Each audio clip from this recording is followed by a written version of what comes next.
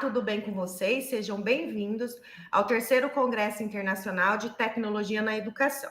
Eu sou a professora Vivian, sou formada pela USP de Ribeirão Preto, sou enfermeira e sou professora do Unisalesiano desde 2007. E em nome do Unisalesiano, eu agradeço a sua participação neste evento tão relevante na atualidade. O terceiro Congresso Internacional de Tecnologia na Educação propõe reflexões necessárias e fundamentais para uma educação verdadeiramente empoderadora e para quem pretende estar em constante evolução.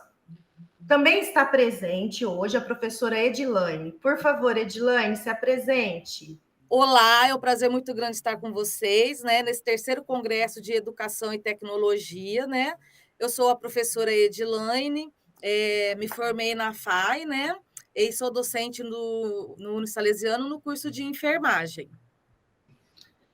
Eu gostaria de agradecer a presença hoje aqui conosco do enfermeiro Edmar, que prontamente aceitou o nosso convite para participar do evento, e a professora Edilaine, que facilitou esse encontro.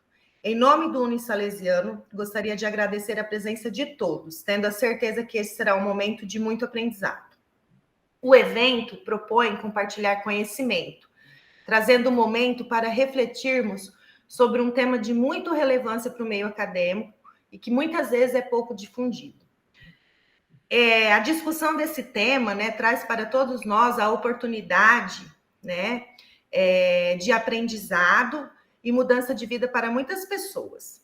Diante disso, temos o prazer e a honra de apresentar, então, o nosso palestrante, o professor Edmar Júnior Sgotti, que nos presenteará hoje com a incrível palestra Xenotransplante e o futuro do transplante renal. A palavra é sua e a satisfação é nossa. Olá, primeiramente eu gostaria de agradecer a professora Viviane e a professora Edilaine por esse convite. Fico muito honrado de participar desse Congresso Internacional de Tecnologia na Educação. A educação acho que é fundamental para a gente crescer cada vez mais. E eu também sou enfermeiro, sou formado pela Fundação Educacional de Fernandópolis em 96 e fui para São Paulo, como tantos. Sou enfermeiro nefrologista, formado pela Unifesp em 2004. Sou preceptor da residência multiprofissional de transplante de órgãos e tecidos e também faço parte da equipe de doação de órgãos da Unifesp. Trabalho com doação de órgãos aí há um certo tempo já e eu espero, no decorrer da palestra, informar vocês um pouquinho do que está acontecendo e o que já aconteceu em relação ao transplante e também ao transplante renal. E agradecer a vocês que o Brasil é um país de tecnologia de ponta e está correndo páreo com países desenvolvidos para essa nova tecnologia que é o xenotransplante.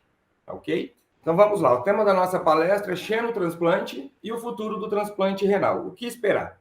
Lembrando que a palavra xenotransplante se diz a transplante entre espécies diferentes.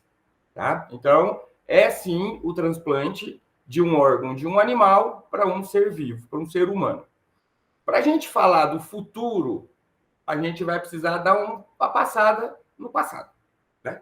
Então, nós temos várias lendas, vários contos sobre o passado. O mais conhecido de todos nós é a lenda de São Cosme e São Damião, que eram irmãos e eram médicos. Um era clínico e o outro era cirurgião. O termo transplante ele foi usado lá no século XVIII, por um Hunter, que ele já fazia xenotransplante. Então, você pode ver que o xenotransplante não é tão atual como a gente acha. Só que, dada a tecnologia limitada daquela época, não se tinha o sucesso que a gente teve e espera cada vez mais ter no futuro. O primeiro transplante em seres humanos está descrito na literatura em 1933, que um cirurgião ucraniano, o Voronoi, teve um paciente com intoxicação de mercúrio e ele pensou, olha, se eu trocar o rim dele, vai funcionar. Só que, mais uma vez, pela tecnologia escassa, ele tirou o órgão de um cadáver que já tinha tido sua parada cardíaca há 6 horas e fez o transplante. Obviamente que não funcionou, porque esse paciente parado há mais de 6 horas, o rim estava cheio de coágulo dentro, não tinha como o sangue desse paciente circular para fazer a função que tinha que fazer. Infelizmente, o paciente faleceu em 48 horas. Em 52, um grande salto para a ciência e para a medicina foi do C, em Paris, que ele descobriu o antígeno HLA, que são os antígenos de histocompatibilidade.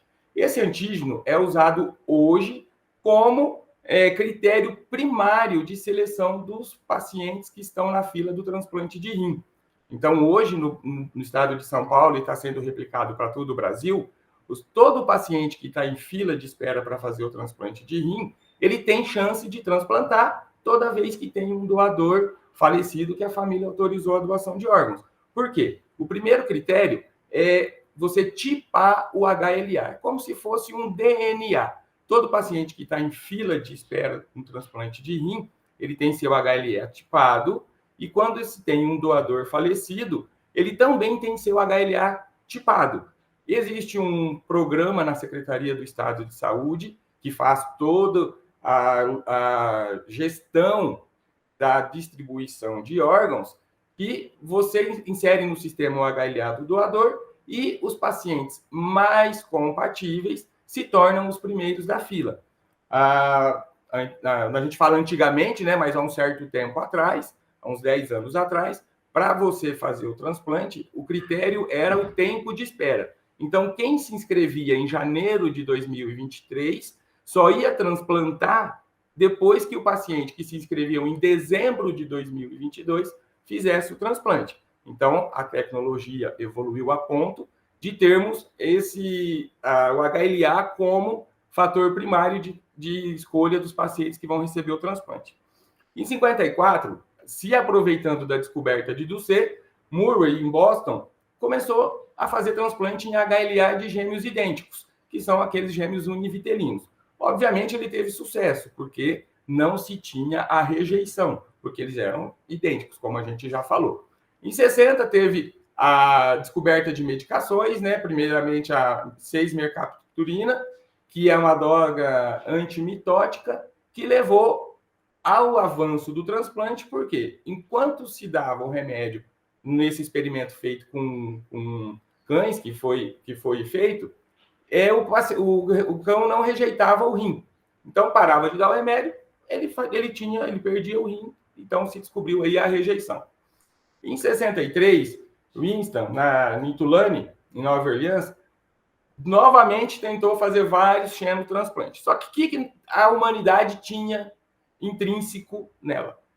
Nosso animal mais parecido que existia era os macacos. Então, tirava o rim do macaco, tentava fazer para o humano. Obviamente, não funcionou. Em 64, para vocês terem uma ideia, Stars pegou vários rins de babuínos, né, e tentou fazer 6 transplantes. Obviamente, também não funcionou. No Brasil, nós tivemos o nosso primeiro transplante de rim em 64, né, feito por Chabo no Rio de Janeiro, e em 67, Ciconelli, no Hospital das Clínicas de Ribeirão Preto, fez o primeiro transplante com doador falecido. E assim fomos evoluindo, né? Tivemos aprimoramento da técnica cirúrgica, descobriu-se que nas medicações, as doses mais baixas de corticosteroides e esteroides é mais eficiente do que você dar um monte de esteroide para o paciente. Tivemos o aprimoramento do sistema de compatibilidade, como eu já expliquei para vocês, e tivemos também o aprimoramento dos centros de transplante e das equipes que fazem transplante.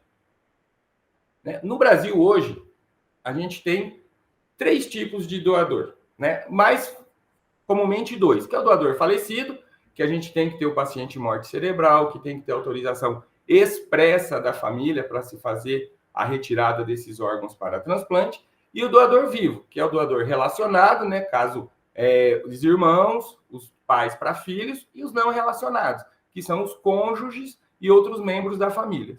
E agora a gente, logo, eu vou explicar para vocês mais para frente por que esse logo, nós teremos o doador animal, que é o xenotransplante. Aqui nós temos fotos de órgãos humanos, que são retirados de pacientes na cirurgia de remoção de órgãos, né, depois da autorização expressa da família.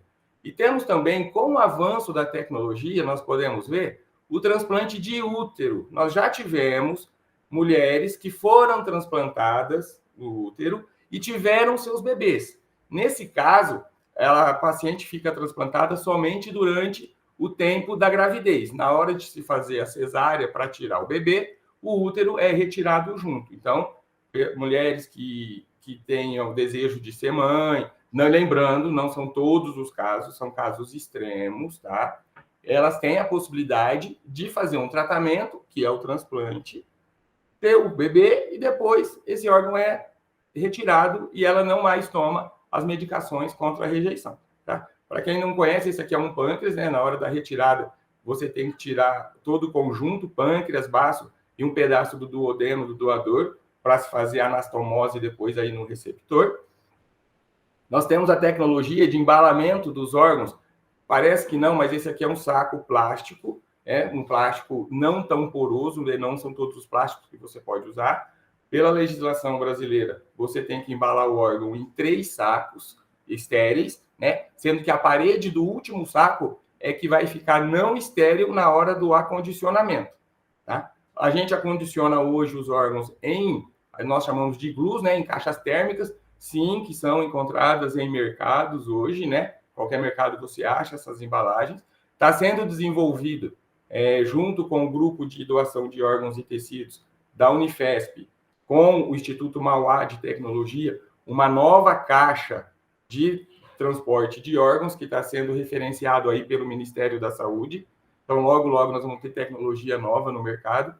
E sim, esse aqui parece pote de sorvete de 1 quilo, e é mesmo. Então, estéreo, né, gente? Obviamente. A gente usa de toda a tecnologia disponível na mão para a gente transportar esses órgãos.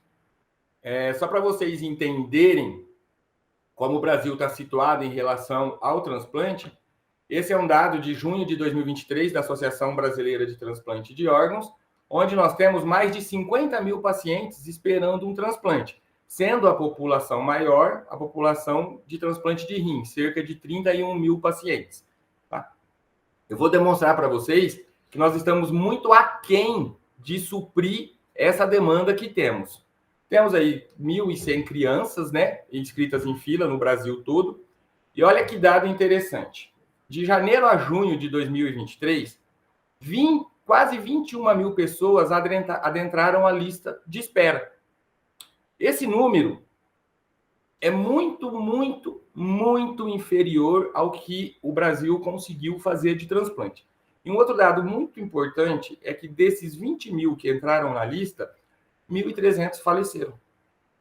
Então, existe uma mortalidade aí de quase 10%, né, dos pacientes que estão esperando em fila de transplante.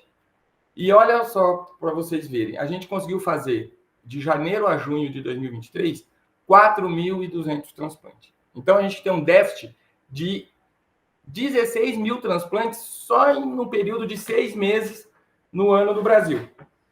E por que isso? E são vários fatores, né? O primeiro fator é esse.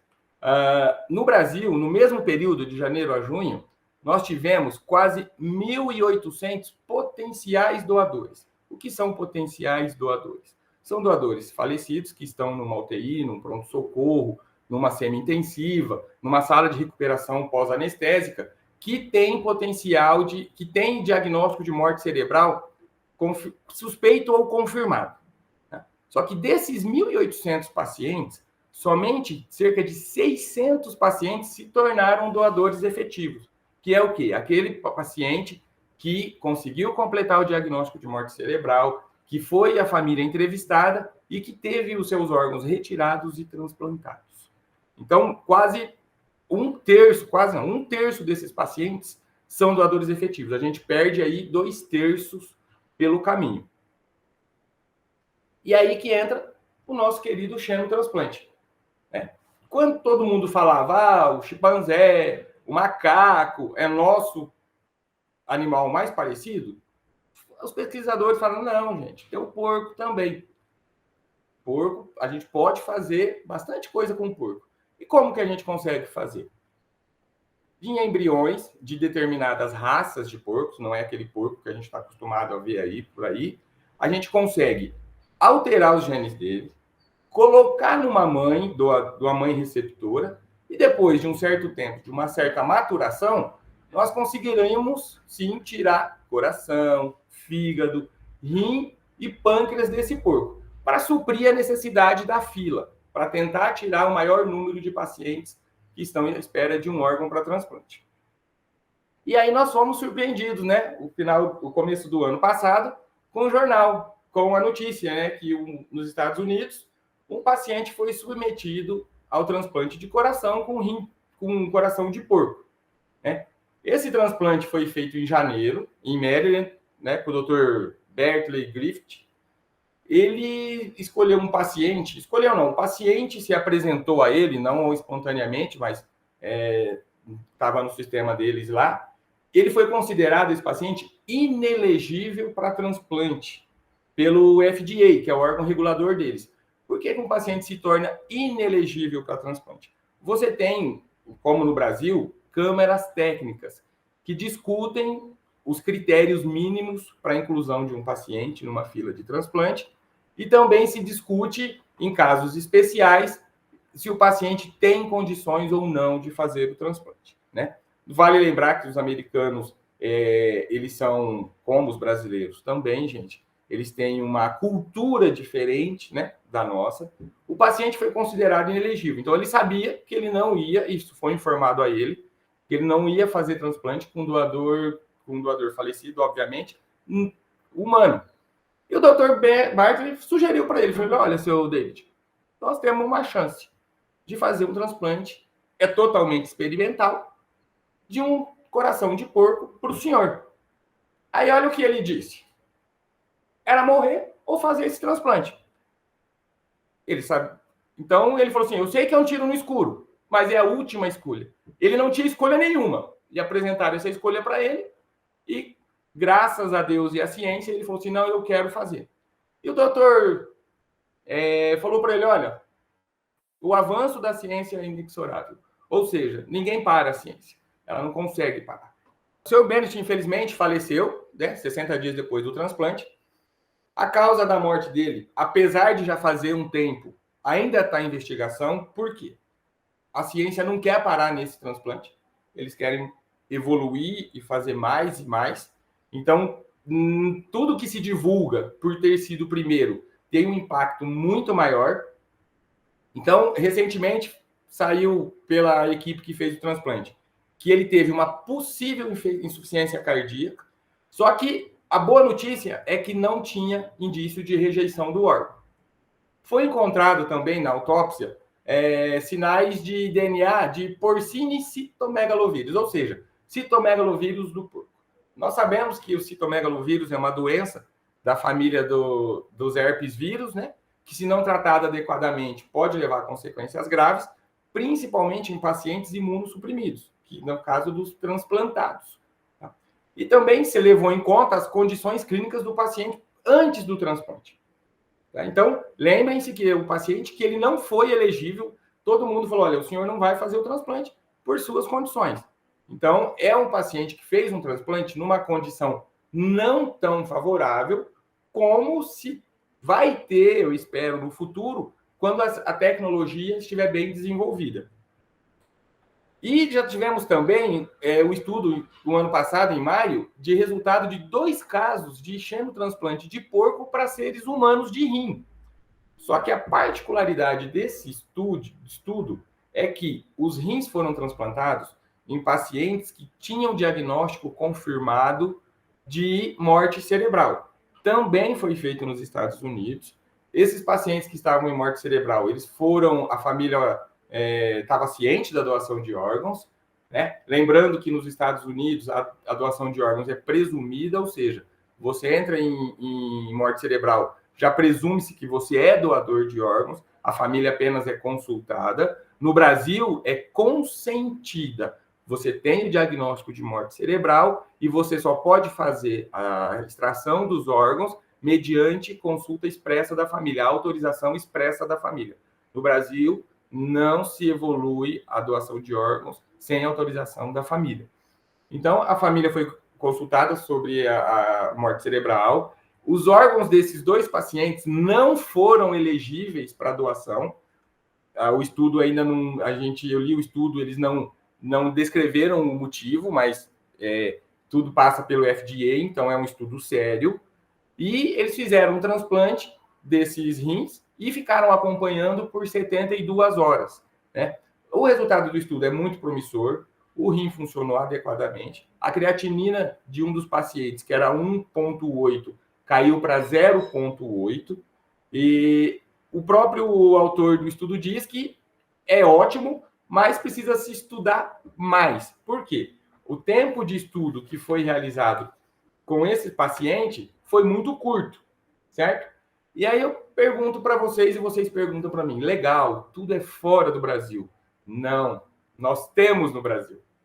Eu apresento a vocês o Dr. Silvano Raia, ele é um professor da USP, ele foi o médico que fez o primeiro transplante de fígado da América Latina e o primeiro transplante de fígado de intervivos da literatura mundial. E também a doutora Mariana Zatz, que é a geneticista premiada internacionalmente, como a gente está vendo aí. E o que eles estão fazendo? Tirando do papel o xenotransplante no Brasil. E para isso, eles correram atrás de muito investimento. Eles tiveram um aporte aí da Fundação de Apoio à Pesquisa do Estado de São Paulo de 50 milhões de reais, mais 5 milhões do governo federal. Está sendo construído na USP um centro modulado. O que é um centro modulado? É uma estrutura em módulos que você não tem como voltar. Então, você está no primeiro módulo, você passa para o segundo módulo, você não volta para o primeiro módulo. Porque o xenotransplante, como você trabalha com adição genética, modificação genética, você trabalha por módulos. É como se fosse uma fábrica de carro. Cada departamento faz a sua peça e, no fim, sai o carro montado. O centro modulado funciona da mesma forma. Cada um vai fazer o seu trabalho e, no fim, esperamos sair o órgão para fazer o transplante em seres humanos. Foi escolhido no Brasil para se fazer o xenotransplante porcos da ilha de Auckland, na Nova Zelândia. Por que esses porcos? São porcos de uma parte da ilha que são selvagens, ou seja, eles não tiveram contato com os porcos domésticos. Então, muitas das doenças que os porcos domésticos têm, esses porcos não vão ter, e não tem na realidade, né? E como que eles vão vir? Eles vão vir na forma de embrião congelado. Óbvio, gente, existem fazendas de animais para isso.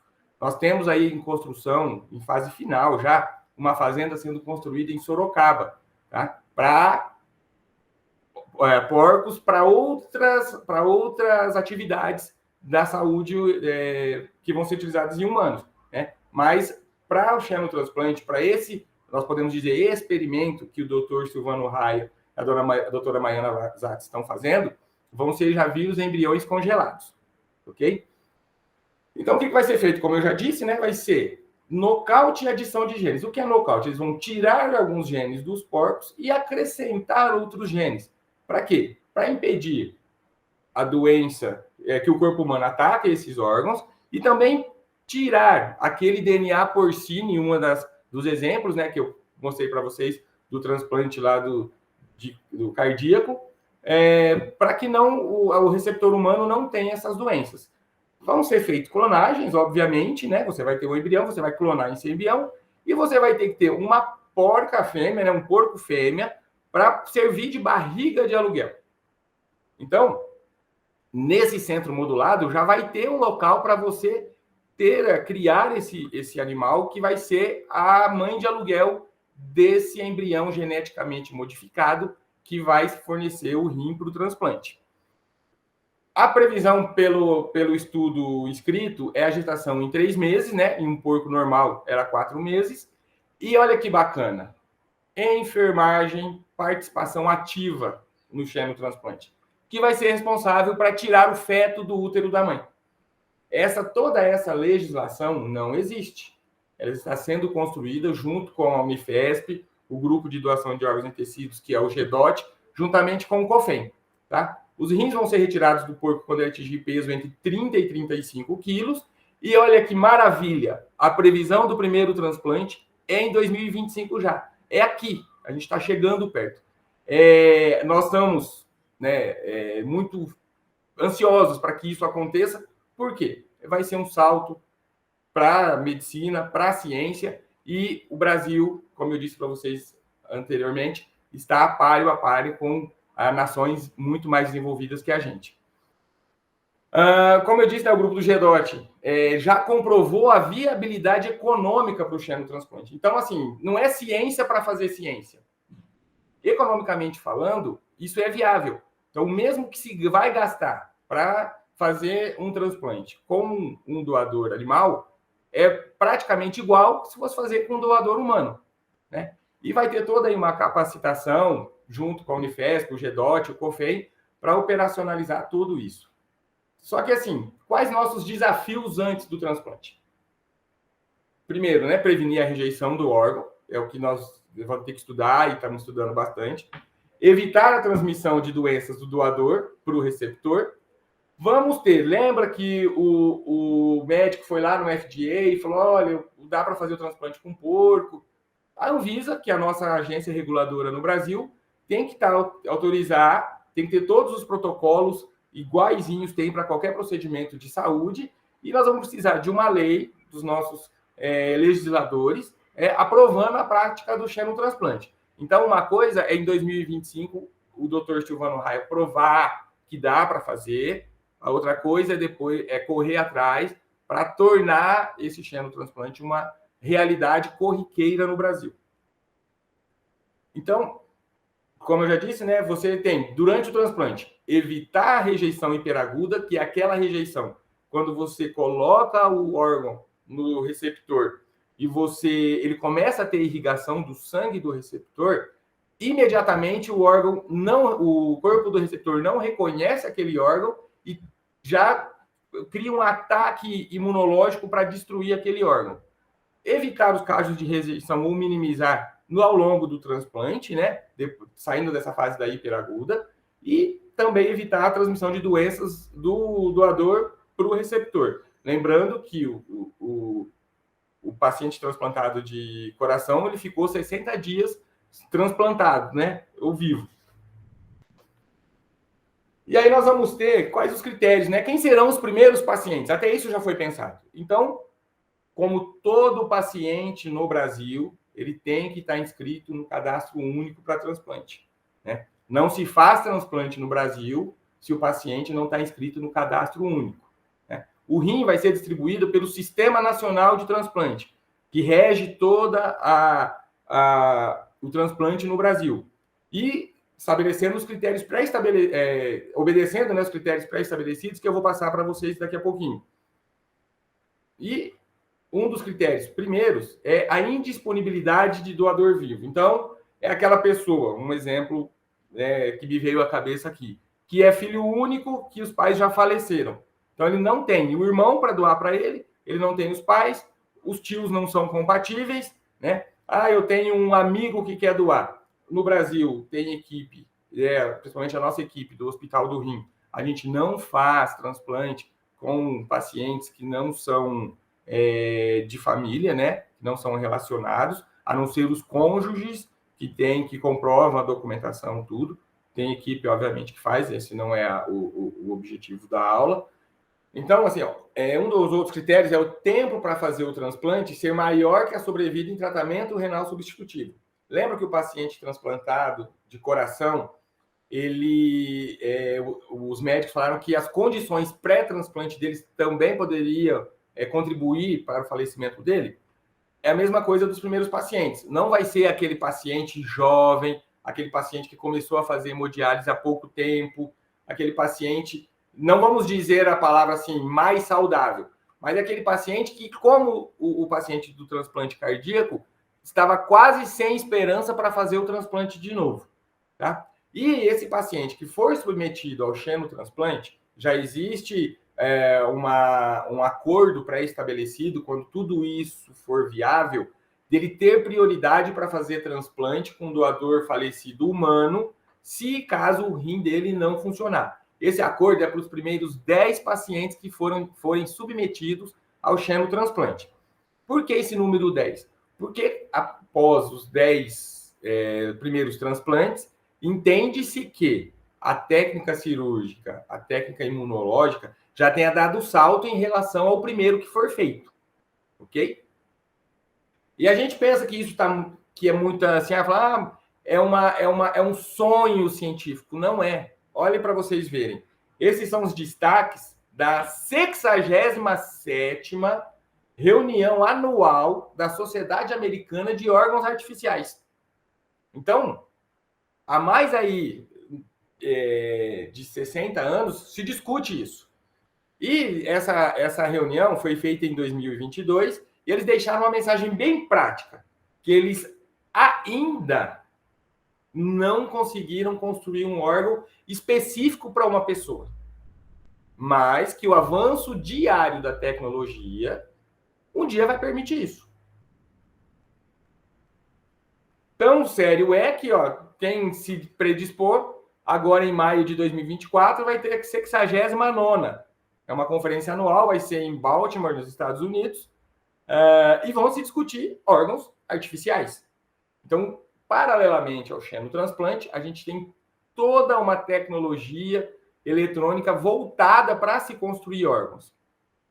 E uma farmacêutica muito respeitada, que é a Merck, também no ano passado, fez uma reunião, né, que como os microgéis podem acelerar a bioimpressão de tecidos. Então, pensa que não, todo mundo está olhando para o futuro, não só em equipamento, em eletrônica, não, na saúde também.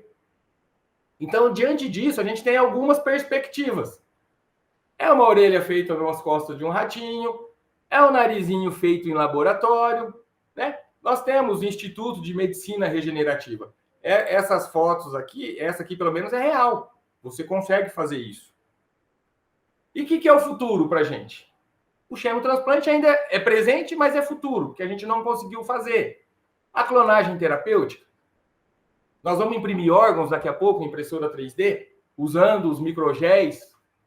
Nós vamos ter equipamento eletrônico. Nós já temos equipamentos eletrônicos. Nós temos o coração artificial, nós temos a ECMO, que o paciente que está em estado grave esperando o transplante de coração, ele tem uma máquina que supre a função do coração e do pulmão. Quer ou não, isso é uma tecnologia que há 15 anos atrás você não tinha. E eu deixo o exemplo desse filme, né? Quem é mais idade um pouquinho mais avançada já assistiu, que é exatamente o que aconteceu. Ele era um robô e queria se tornar uma pessoa humana. E eles tinham a tecnologia para fazer robô, mas eles não conseguiam transformar o robô em ser humano. E no desenrolar do filme, né, com 200 anos, ele consegue o que ele perseguia. Essas são as instituições que eu represento e eu gostaria muito, muito de agradecer o tempo de vocês e a disponibilidade de assistir a aula. Meu muito obrigado mais uma vez à equipe que organiza o CIT e estamos à disposição para perguntas. Foi uma explanação muito enriquecedora, né? Várias informações, da quais, assim, temos sedes, né, para saber, né, sobre o xenotransplante. E eu tenho umas perguntas, né, umas dúvidas, né? Quando você fala potencial doadores, né? Você citou de 1.600 a 1.800 potencial doadores, né? E somente 600 conclui essa doação, né? Então, assim, o que pode ser feito para aumentar, né, o número de doadores de órgãos no Brasil? O que fazer para aumentar o número de doadores no Brasil é um ciclo, não depende unicamente de uma ação. Nós sabemos as condições de saúde do nosso país, nós sabemos as condições que as equipes de saúde trabalham em vários locais. Então, começa na identificação do potencial doador. É aquele médico que está lá na UTI, ele está vendo, ele tem 10, 15 pacientes, às vezes, para atender, ele não tem condições de atender os 10, 15 pacientes e se dedicar àquele paciente que está em diagnóstico de morte cerebral. Também podemos a manutenção desse doador.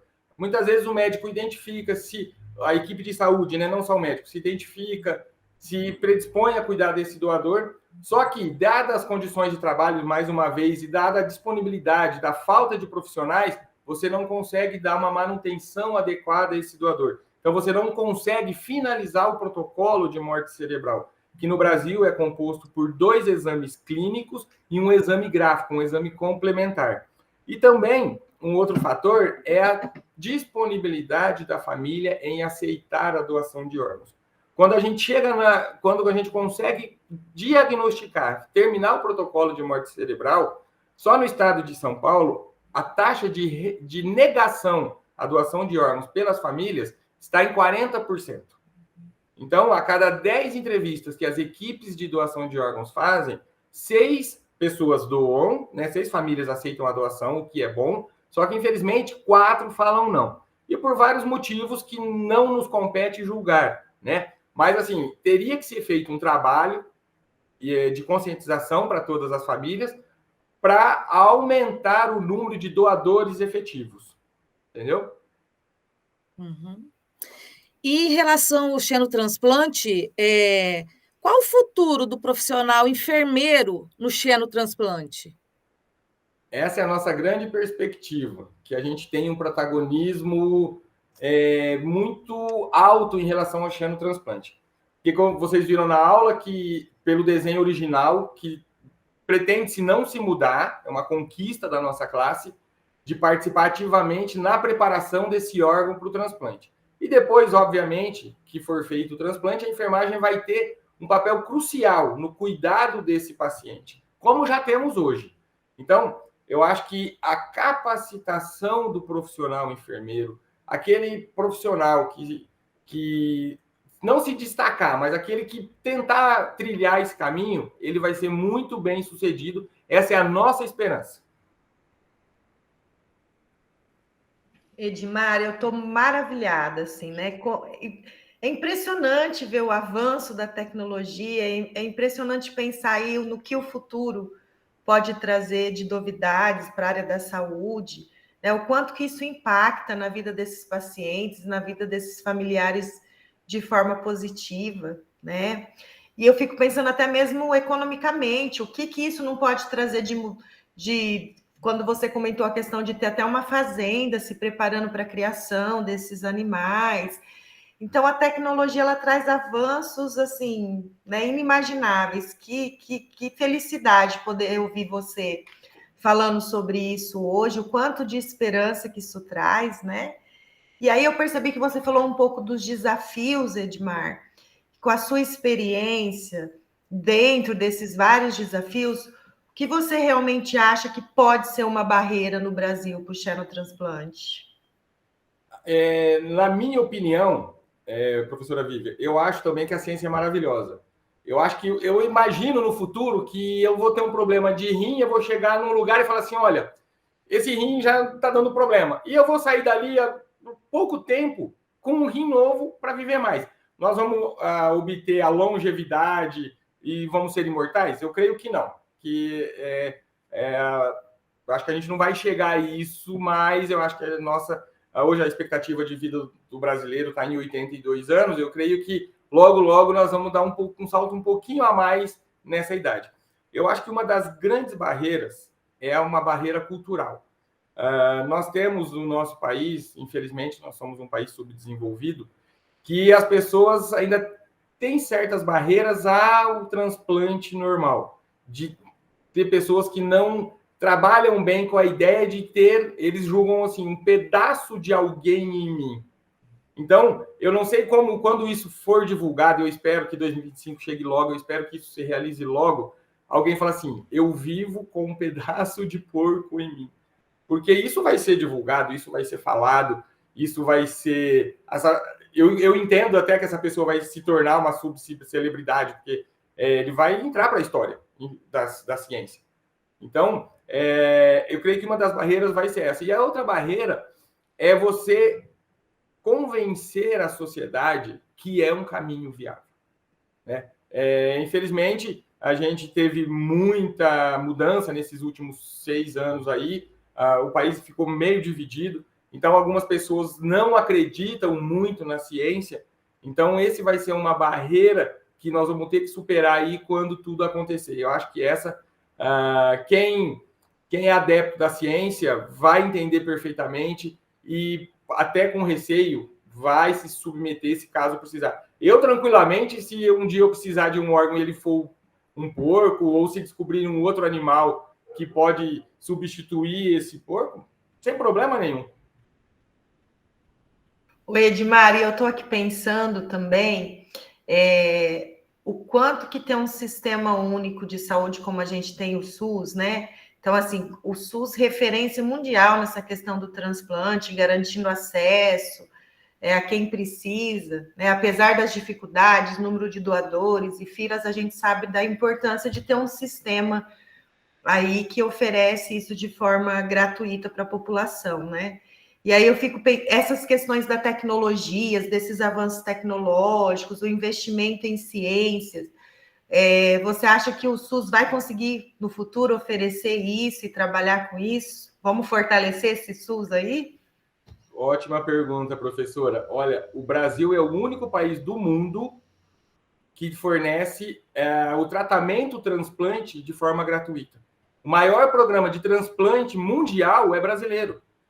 O paciente submetido ao transplante, ele não tem gasto nenhum pelo SUS. Ao contrário de países desenvolvidos, como os Estados Unidos, Espanha, Portugal, você faz o transplante e as medicações contra a rejeição, você que banca. No Brasil, não. O SUS fornece todas as medicações. O SUS controla a lista de transplante.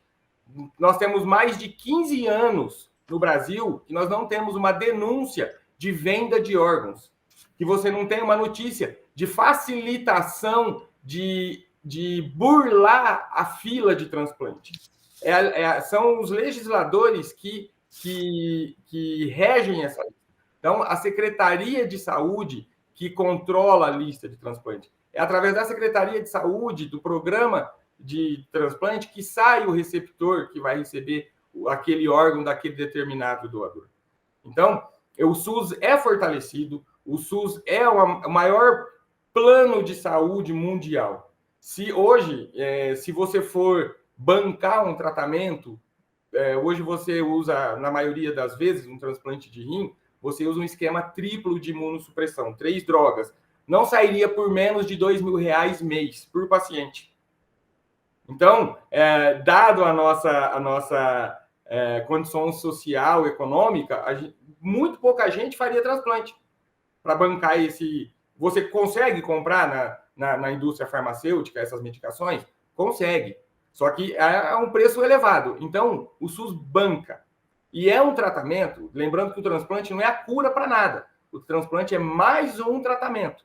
É um tratamento que é muito mais barato do que você manter um paciente em hemodiálise. Então, ao longo de um ano, o que você gasta dando remédio para o paciente transplantado é inferior ao que você gasta mantendo esse paciente em hemodiálise. Que o SUS banca também. Vamos dizer aí, que o SUS banca. O paciente não precisa pagar a sessão de hemodiálise, como em países desenvolvidos eles pagam. Orgulho do SUS, né?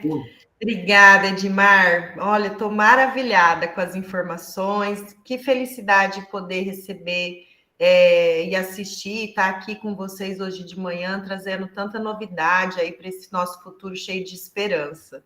Prazer é meu, estamos à disposição. Então, assim, muito obrigado pela sua presença. Tenho certeza que esse momento será de grande valia aos participantes, né? E que agregará muito em suas vidas pessoais e profissionais. Em nome do Unisalesiano, agradecemos a sua participação. Muito obrigado.